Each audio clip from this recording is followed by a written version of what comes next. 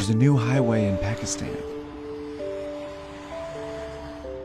and a new rail terminal in Kazakhstan. A seaport in Sri Lanka recently opened, as well as this bridge in rural Laos. What's interesting is that they're all part of one country's project that spans 3 continents and touches over 60% of the world's population. If you connect the dots, it's not hard to see which country that is. This is China's Belt and Road Initiative, the most ambitious infrastructure project in modern history that's designed to reroute global trade. And it's how China plans to become the world's next superpower.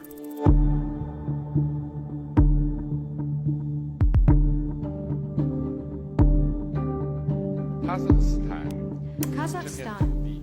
It's 2013, and Chinese President Xi Jinping is giving a speech in Kazakhstan, where he mentions the ancient Silk Road, a network of trade routes that spread goods, ideas, and culture across Europe, the Middle East, and China as far back as 200 BC. He then says, "We should take an innovative approach and jointly build an economic belt along the Silk Road." A month later, Xi is in Indonesia.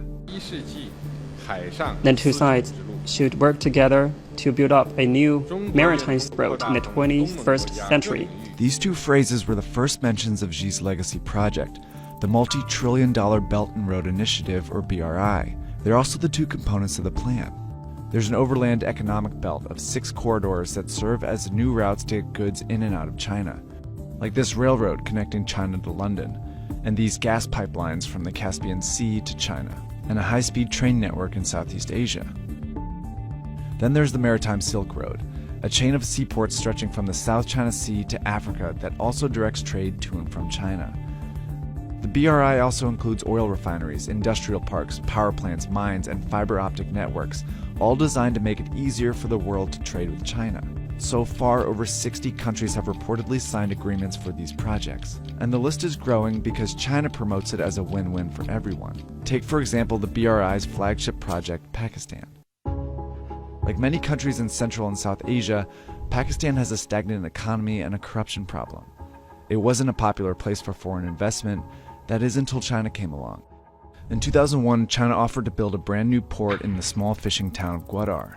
By 2018, the port, as well as a highway and railway networks, became a $62 billion corridor within the BRI.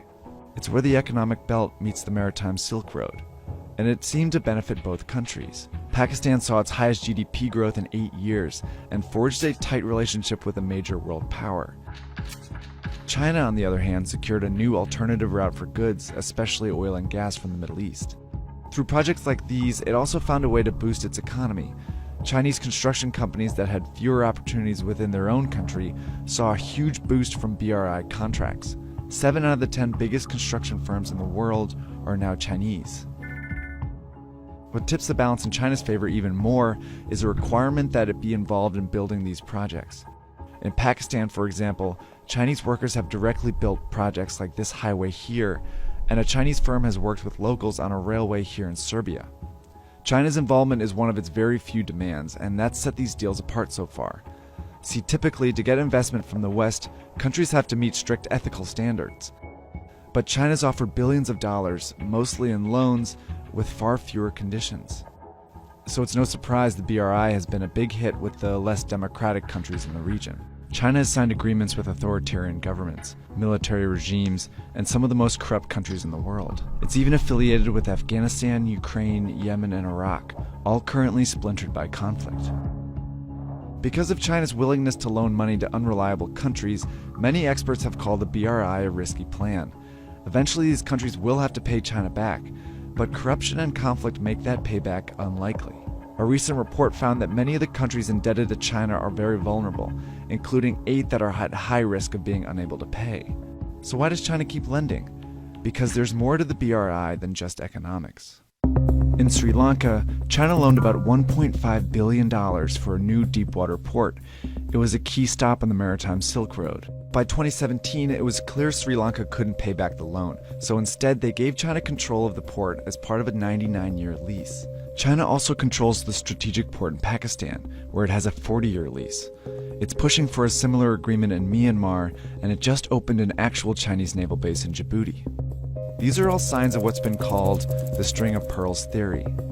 It predicts that China is trying to establish a string of naval bases in the Indian Ocean that will allow it to station ships and guard shipping routes that move through the region.